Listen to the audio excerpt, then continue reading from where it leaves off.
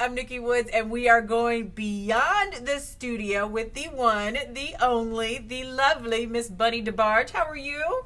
I'm doing good. How are you? I am doing well. It is so nice to. I don't think we've ever met in person, but obviously, I've been a big fan of yours for a very long time. So I'm honored to get this opportunity to talk to you. Thank you. I'm honored that you've been a big fan. Yeah. So you've got a lot of stuff going on, but let's take people back a little bit and just tell us a little bit about how you and your family got started in the business, and how it kind of was in the earlier years. Oh, I was back in the 80s, and I guess we started with my brother Bobby and Tommy, who were in Switch. They did an album with Motown. We started with White Heat, but it really got big when he got with Motown and started with Switch. And we were in church, and we decided we wanted to follow him. I mean, I call him my big brother. Really, I'm older than Bobby, but he became my big brother after he went to California and got, into Motown and all that. My Right. little brother became my big brother, and we decided to follow him. To LA? Or follow? Really? Yes. We all went out one by one. I think I was the last to come. And Bobby had already talked to Jermaine and Hazel about his family. So we were with another record company where the boys were at first. But what happened was I went out there, got them out of that contract, and we were able to talk to Motown, and the rest is history. Yeah, and so how was that? I mean, just initially, were you all just sitting around the table and you were like, you know what, we should put a family group together? Oh, no, we've been singing all our life. Oh, okay. Yeah, from little kids. The first five of us was just me, Bobby, Tommy, and Randy and Marty. We had a little, our little kids group. Mama had us singing. And then the other five, as we got older. There's 10 of you? There's 10 of us. I'm the oldest of 10, 8 brothers in between. Bobby is deceased. And then I have a sister. So she's like 15 years younger than me. When she came, she could have been my baby. Uh-huh. But anyway, music was in our house. Mama, her family song, and Mama just taught us music from when we started talking. Actually, when I look back at it now, we were very young, and I thought everybody could sing too. Nikki, I was like shocked when there was people. I can't sing. I'm like, what? I thought it was, that's how natural it was in my house. Right. So, we started singing very young. And as we grew up, we were in the church, singing in the church. Then we saw the Jackson 5, and we said, oh, my God, we could do that. So Bobby and Tommy went out first, and the other guys were still at home, and we were in church and got a group together called God's Children of Harmony. We decided we was going to do it for the Lord. And they couldn't place us in the gospel industry.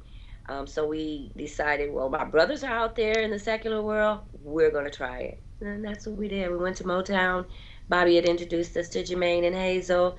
And eventually we had a showcase, went in the office, and actually just changed our music changed our words from gospel words to secular words because we always kept the same music. Oh, wow. So what is the best thing? What do you remember being the best thing about the Motown years for you all? Or for you, just for you. What do you remember being the best thing? Wow. There were many things. I don't know. That's not a good question. It kind of went so fast. It happened so quick. It went so fast. I could say, okay, the studio. Just being in the studio? Oh, yes.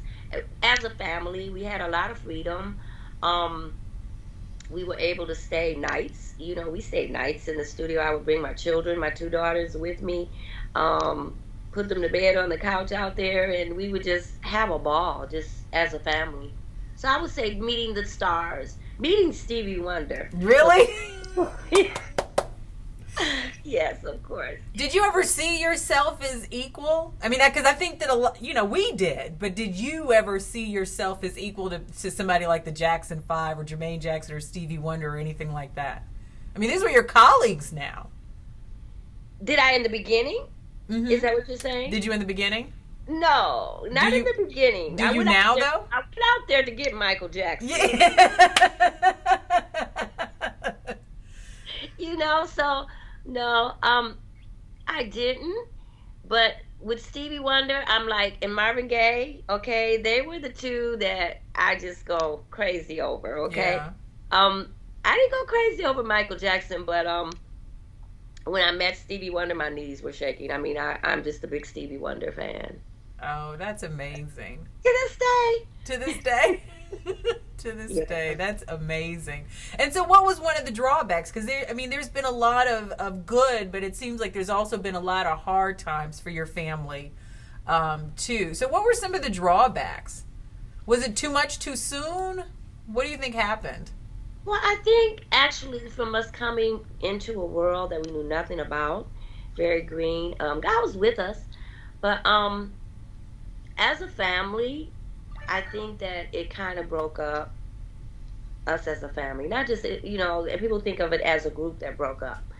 There was a lot of animosity in the family that, I think that part of it kind of makes me sad. Yeah, and how long do you think, and has it healed? Are you all back in a place where? No. No. I don't think so. No, not at all. I'm praying for that. I'm looking for everything to come full circle. I think how I take it, Nikki, is I'm the oldest. I'm the first one to get out there, the first one to ever really sing, to really experience things in life. And I have worked on myself a whole lot. I'm sure that you've heard about the drug problems that have happened. And my book is coming out, and it talks a lot about what happened in our lives as children. There was a lot of child abuse in our home, and a lot of hurt, a lot of pain. So we use drugs to medicate. And I'm the first one, I think, that's really, really worked on myself, and along with God. God is, I went back to where I first believed and just dealt with what was going on in my life. And I feel that I'm being an example to my family. Yeah, and the book is called The Kept Ones, Volume 1, and I'm really excited to read it. You talk about not only, music, but like as you said, it goes far beyond the music and a lot of the trials and the tribulations as well as the good things that happened in your history. And you say your fall from grace. Is that how it felt when everything ended, that you all fell from grace? I don't want to say that we fell from grace. I felt at the beginning, I felt that I had left God because we were taught that it was a sin to do gospel, secular music. So I kind of felt that my steps were ordered, our steps were ordered, and that God allowed that to happen in our life, but that was where life destined us. It really wasn't our destiny. If that kind of answers your question. It does, and you're back. You have your gospel album coming out. You have a new single called "God Is Good," and you're going out on tour. That's right. That's right.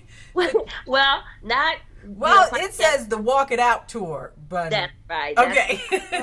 That's something that I want to do. I want to do some motivational speaking. There's a lot of hurting people out there, and God has brought me from a mighty long way, Nikki. And I have a lot to say, a lot to tell people. And there's a lot of people out there that may have went through some of the same things that I've been going through, so I want to be a mirror for them. I'm doing a Walking It Out tour. I'm also going to be doing something with Circle of Sisters in New York. Oh, good. Yeah, they got a booth there where I can sell my book and do interviews there. Just a promotional thing that's going on with my manager, Julian Gibson. I'm saying his name wrong. Julian Gibson is helping me to get back out there, get circulated out, into the industry again. Yeah, and I think that you're right. I mean, I think that there is a lot of hurting people. I think there's a lot of hurting women, and I think that you can speak to some of that pain, having been through it yourself in some regards. And I'm really happy to see that you're getting back out there, and you're gonna help some people, not only through your book but also through your music. So you should be commended for that. Got a song called "God Is Good." Yes, ma'am. definitely my testimony. It is my testimony where God has brought me from, and how I feel I'm a victor. Because I was dead, and I'm alive today because of Him, and that's what the song was about. God is good. Well, that is amazing. We are going to put a link to not only your website, but to the song as well as the book so that people can pick that up and experience the Bunny DeBarge today and the message that you have. But I guess in closing, what advice would you give to women and to people who are hurting? I mean, how can they come through that darkness and find the light again? That key word that you said right there, Nikki, is through.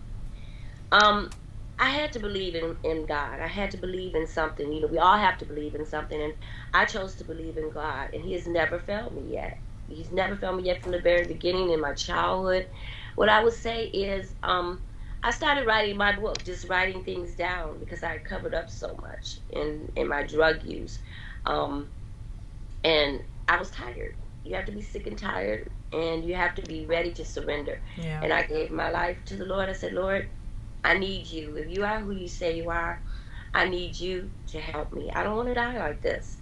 And when I did that, things just began to happen. The Lord began to deal with me into writing, going back into my life and having the last cries. That was very helpful for me. I don't know if it would be for other people, but me writing my book was very helpful. Just sitting down, writing out things, going back and finding that little girl that was hurt and abused. Mm-hmm. So... Well, thank you very much. The book is The Kept Ones, Volume 1, and the new single is called God is Good.